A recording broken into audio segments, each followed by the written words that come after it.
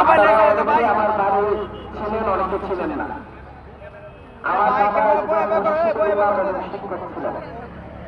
আমি খুবই সাধারণ ঘরের সন্তান। আপনারা যারা আমার বাড়িতে গিয়েছেন, আমার বাবা যে ঘরটা নির্মাণ করে দিয়ে গিয়েছে, উনি আজকে বেঁচে নেই। আমরা 3 ভাই বেঁচে আছি। 3 ভাই বিবাহিত, 3টা রুমে হয়েছে। 3টা রুমে আমরা বাড়িতে যখন থাকি বসবাস করি। খুবই সাধারণ একটি ঘর আমাদের। আমি ঢাকা বিশ্ববিদ্যালয়ের গণিত বিভাগে পড়াশোনা সম্পূর্ণ করেছি। আজকে অন্যায়ের বিরুদ্ধে প্রতিবাদ করতে গিয়ে 2018 সালে যখন আমি বিশেষ পরীক্ষা দিতে যাই, যখন দেখি আমার শিক্ষকরা তাদের চাকরি হচ্ছে না, কারণ বাংলাদেশের টিকা বিশ্বকাপ কারণে, তখন আমি রাজনীতির আন্দোলনে শুরু করি। একটা পর্যায়ে যখন আমাকে নির্যাতন করা হয়, নিপীড়ন করা হয়, ঢাকা বিশ্ববিদ্যালয়ের ডক্টর মোহাম্মদ শহীদুল্লাহ হল থেকে আমাকে পিটিয়ে দিয়ে একটা সময় আমাকে বের করে থানায় আমাকে দেওয়া হয়। এভাবে আমাদেরকে শিবির সন্দেহ করে, জঙ্গি সন্দেহ করে, যেহেতু আমাদের ব্রাহ্মণবাড়িয়া মানে ওই যারা ঢাকা বিশ্ববিদ্যালয়ের ইলেকশন থেকে আছে, যারা আওয়ামী লীগের রাজনীতির সাথে ছিল, তারা মনে করত এখানে মানে জঙ্গি হেফাজত অথবা জামাত শিবির। এই জন্য আমাদেরকে ব্রাহ্মণবাড়িয়ার পরিচয় দেওয়াটা অনেক কঠিন ছিল আমাদেরকে। আমি মাদ্রাসার ছাত্র ছিলাম। মাদ্রাসার পরিচয় দেওয়াটা আমাদের জন্য অনেক কঠিন ছিল, কারণ যখন যা ইচ্ছা, কারো যদি ইচ্ছা হচ্ছে সে জামাত, তাকে পিটিয়েছে। তো এরকম সংখ্যা ঘটনা সাক্ষী আমরা। আপনারা তোরা একটা বেশি ঘটনা মনে আছে, শুধু ডাক্তার সাহেবকে পিটিয়ে হত্যা করেছে। তাকে যদি হত্যা করা না হতো, আপনারা তার নামটা মনে রাখতেন না।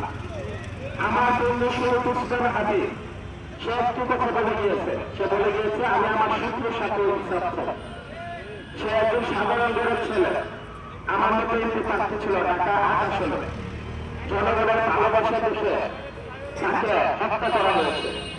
কারণ আমার বাবা যেহেতু অনেকটা গরম পোষণ দিতে আমার কষ্ট হয়েছে, আমি অনেক কষ্ট করে পড়াশোনা করেছি। আমি গণিত বিভাগে পড়াশোনা করার কারণে আমি ফার্স্ট ইয়ারে থাকা অবস্থায় আমি টিউশন করে আমি অনার্স এবং মাস্টার সম্পূর্ণ করেছি। আমি আমার দায়ের থেকে কোনো খরচ পাইনি খুব একটা, কারণ যেহেতু আমি গণিতে চান্স পেয়েছি, এজন্য আমার জন্য সহজ হয়েছে পড়াশোনাটা চালিয়ে নেওয়া। তো এভাবে আমরা লড়াই সংগ্রাম করে ক্ষুধার সাথে, দারিদ্রতার সাথে আমরা বড় রয়েছি। আজকে আপনারা দেখেন, আমার একটা ভালো ঘর নেই থাকা, কিন্তু আজকে আমাদের এই পরিবর্তন হয়ে এসেছে। চুলায় আমাদের 2000 ছাত্র জনতা জীবন দিয়েছে। এই জন্য আমরা একটু দ্বিতীয় স্বাধীনতা পেয়েছি।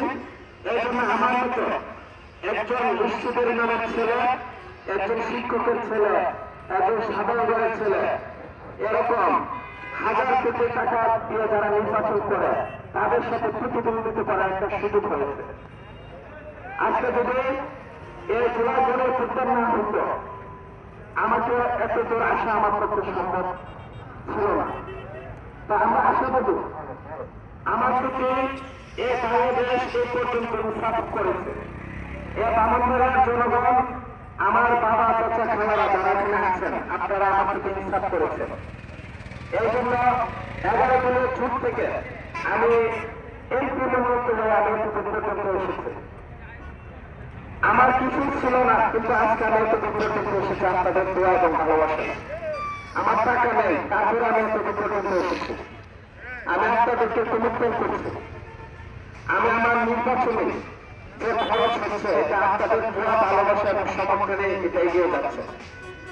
আল্লাহ যদি সুযোগ দেয়, আমি যদি সংসদ সদস্য হতে পারি, আমার যে বর্তমান অবস্থা আছে, আমার ঘরের যে অবস্থা, আমার সন্তানের যে অবস্থা, আমার স্ত্রীর যে অবস্থা, এই অবস্থার পরিবর্তন হবে না, আমি ওয়াদা করছি। আমি জীবন দেওয়ার জন্য চলা করার প্রথমে আমরা অস্ত্রের সামনে দাঁড়িয়েছিলাম। আল্লাহ তাকে অশেষ মেহরবানি, একটি সন্তান আল্লাহকে বাঁচিয়ে রেখেছে। আমরা দূরে যেতে পারতাম। আমি দেখেছি, আমরা অনেক লাশ দেখেছি, অনেকে দেখেছি আমার সঙ্গে মগজ মানে উড়ে গেছে পিছন দিয়ে, অনেকের কান ছেড়ে গেছে, অনেকে পিণ্ড হয়ে গেছে। এরকম এরকম দেখতে একটু অভ্যস্ত হতে হতে একটা পর্যায়ে আমরা মনে করেছি এ দেশে আমরা বেশি থাকবো না। আমরা গণভবনের দিকে যাব এবং আমরা শহীদ হব। শহীদের তামান্না নিয়ে যখন আমরা অগ্রসর হয়েছি তখনই আল্লাহ তাকে আমাদেরকে বিজয় দান করেছে। আমরা আশাবাদী। আমি আপনাদেরকে কি করতে পারবো আমি জানি না। যারা রাজনীতি করে তারা অনেক কমিটমেন্ট করে, তারা অনেক ওয়াদা করে, তারা অনেক প্রতিশ্রুতি দেয়। আমি আপনাদেরকে প্রতিশ্রুতি দিতে চাই না। আমি শুধু এটুকু বলতে চাই, এই ব্রাহ্মণবাড়িয়ার মানুষের যে আকাঙ্ক্ষা, এতদিন রাজনীতিবিদরা যে কমিটমেন্ট করেছে, যে প্রতিশ্রুতি দিয়েছে, আমি আমার সাধ্যের মধ্যে সামর্থ্যের মধ্যে আমি আমার জীবন উৎসর্গ করে আমি এই ব্রাহ্মণবাড়িয়ার প্রত্যেকটা সন্তানকে আমি নিরাপদ রাখবো। আমি শুনতে পেরেছি আমাদের দক্ষিণাঞ্চলে ভালো একটি খেলার মাঠ নেই। আপনারা খেলার মাঠ চেয়েছেন। আল্লাহ যদি সামর্থ্য দেয়, আমি আমার প্রথম দিকে যে প্রতিশ্রুতি, আমি প্রতিশ্রুতি দিতে চাই না, শুধু বলতে চাই আমি আমার কাজ বাস্তবায়ন করে ইনশাল্লাহ আগামীতে আমাকে যদি সংসদ সদস্য নির্বাচন করেন, এর দক্ষিণাঞ্চলে একটি ভালো মানের একটি স্টেডিয়াম হবে ইনশাল্লাহ। দ্বিতীয়ত, আমরা দেখেছি এখানে ভালো একটি সরকারি কলেজ নয়। আমাদের সন্তানরা যাতে ভালো পড়াশোনা করতে পারে একটি সরকারি কলেজ স্থাপনের ব্যবস্থা করা হবে। এখানে একটি সরকারি স্কুল স্থাপনের ব্যবস্থা করা হবে। এখানে পানি নিষ্কাশনের ভালো ব্যবস্থা নেই, আমরা জানি, এটা সমাধান করা হবে। আমাদের গ্যাসটা সবচেয়ে বড় সমস্যা। আমাদের বিকাশ গ্যাসের নাম পরিবর্তন করে রাখা হয়েছে কাঁকড়ার গ্যাস। কেন? আমাদের ঐতিহ্যগত আমরা ভুলে যাই। অর্থাৎ কাঁকড়ার তো আমাদেরই না, অর্থাৎ তিতাস আমাদের নাম পরিবর্তন করা হয়েছে কারণ আমরা যদি মনে না করি যে এটা আমাদেরকে বঞ্চিত করার জন্য নামটা পরিবর্তন করা হয়েছে। আমরা তিতাস গ্যাসের নাম আমরা তিতাস নদীর নামে আমার ব্রাহ্মণবাড়িয়ার মাটির নামে তিতাসই চাই ইনশাআল্লাহ। এবং অগ্রাধিকার ভিত্তিতে যেহেতু এই গ্যাস আমার মাটিতে উৎপন্ন হয়, আমাদের মাটিতে এই গ্যাস সারা বাংলাদেশের শহর চলে, নগর চলে, আমরা ইনশাল্লাহ অগ্রাধিকার ভিত্তিতে গ্যাস পাওয়ার অধিকার হচ্ছে আমাদের। আমি আশা করি আপনারা, আমরা যারা জোড়া বিদ্যালয় করে আমরা রাজনীতিতে আসতে চাইনি, যখনই দেখেছি আমরা মনে করেছিলাম যে একটি দল তারা 17 বছর ধরে যে অবস্থায় ছিল তারা সংশোধন হয়ে তারা এদেশের দায়িত্ব নেবে। কিন্তু আমরা দেখেছি আমাদের এলাকার ব্রাহ্মণবাড়িয়ার সাধারণ মানুষকে মামলা দেওয়া হয়েছে, তাদের থেকে মামলা দিয়ে তাদের থেকে টাকা নেওয়া হয়েছে। এরকম আমাদের সীমান্তমুক্ত এলাকা মাদকের ছেলেরা, মাদক ব্যবসায়ীরা, মানে প্রত্যেকটা ঘরে ঘরে একটা মাদক ব্যবসায়ী এখন আমাদের মাদক সমস্যার সমাধান করতে হবে।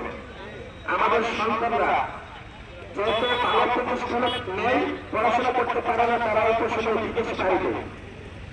তা আমাদের প্রবাসীদের সমস্যার সমাধান করতে হবে। আমাদের প্রবাসীরা ব্রাহ্মণবাড়িয়ার জনসংখ্যার সবচেয়ে বেশি সংখ্যক মানুষ প্রবাসে বসবাস করে।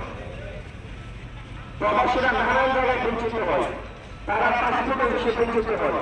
তাদেরকে সরকারি যে ফি নির্ধারণ করা হয়েছে তার কয়েকজন বেশি ফি আদায় করা হয়। যে কাজটা 7 দিনে করার কথা, এই কাজটা করতে 3 মাস সময় লাগে এবং এয়ারপোর্টে বিমানবন্দর মতো করতে তাদেরকে। অর্থাৎ সরকারি প্রত্যেকটা সেবা পেতে তাদেরকে বিমানকে মতো করতে হবে, তাদেরকে দুর্যোগের মতো করতে হবে। আমি শুধু এটুকু বলতে চাই, আল্লাহ যদি আমাকে সুযোগ দেয়, যেহেতু আমার একটি ভালো ঘর নেই, বাড়ি নেই, আপনাদের প্রত্যেকটি ঘর প্রত্যেকটি বাড়ি ইনশাল্লাহ আমার বাড়ি হবে।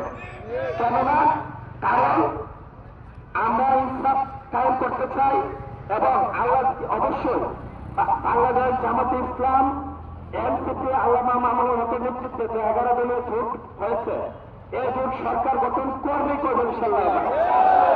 এই সরকার গঠন করার পরে খেদমে খেদমত কিভাবে করতে হয়, নাগরিকদের খেদমত কিভাবে করতে হয়, জনগণের খেদমত কিভাবে করতে হয়, আপনারা বাড়িতে বসে, আপনার ঘরে বসে ইনশাল্লাহ আমার জামাত শিবির এনসিপির ভাইয়েরা আপনাদের বাড়ি থেকে খেদমত করে আসবে। কোনো থানা পুলিশের কাছে যেতে হবে না, কোনো কোর্ট কাছারিতে যেতে হবে না, সরকারি কোনো অফিস আদালতে যেতে হবে না। ইনশাল্লাহ আপনাদের নাগরিক হিসাবে যে মর্যাদা পাওয়ার অধিকার, নাগরিক হিসাবে যে অধিকার পাওয়ার অধিকার, যে সেবা পাওয়ার অধিকার, আমার জামাত শিবিরের ভাইয়েরা সেই অধিকার আপনার বাড়ি থেকে পৌঁছে দেবে। ইনশাল্লাহ যারা এতদিন অত্যাচার করেছে, যারা নির্যাতন করেছে মানুষকে, আমরা আশা করি 12 তারিখের পরে একটা ইনসাফযুক্ত ব্রাহ্মণবাড়ি আমরা কায়েম করতে পারবো। এখানে কেউ কাউকে নির্যাতন করতে পারবে না। আমরা আপনাদের সেবক হব, আমরা হবো আপনাদের পাহারাদার, আমরা কখনো নেতা হব না।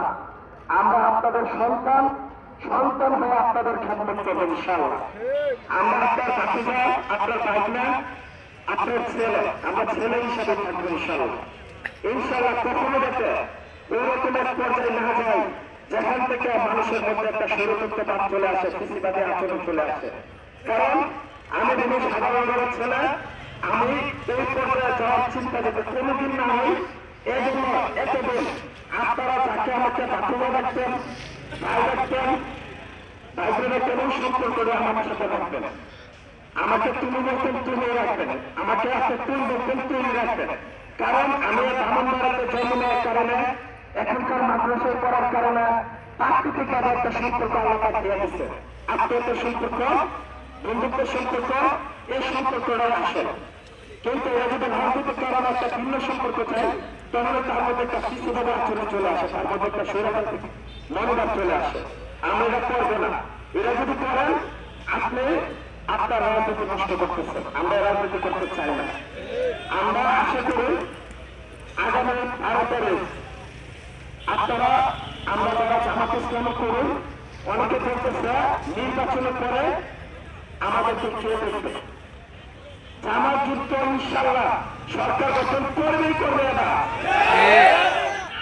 এখন